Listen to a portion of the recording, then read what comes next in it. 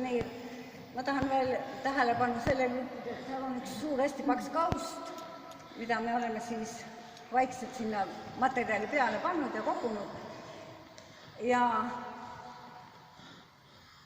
ma palun siia ka Vilma tütre Marge, kes on ka ise võrkpalli mänginud, ta on meil ka turniiridel mänginud, et mida siis täna.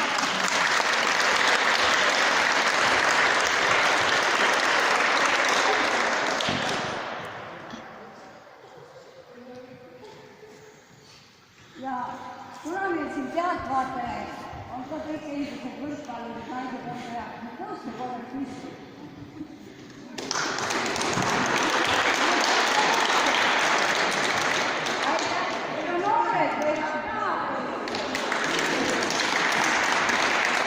Aga nüüd hakkab see pidulik osa, mida Edda tegelikult ei tea ja mida kunagi pole avamisel teinud. See, et see Nordma naiskond siin Jõgevamaal on ligi 50 aastat kestnud, iga aasta nad on osalenud maakonna meistrivõistlustel ja ka väljaspool maakonda. Et see on Jõgevamaal ainulaadne, et ühtegi aastat pole vahele jäänud ja see järjepidevus on kestnud siiamaani. Meil tüdrukud mängivad ka praegu koos Jõgeva tüdrukutega Eesti tiitlivõistlustel. Enda on olnud üle 40-aastasena õpetaja ja võrkpallitreener ja kui ta jäi pensionile, siis ma lubasin talle, et midagi ma sulle teen sinu töö eest.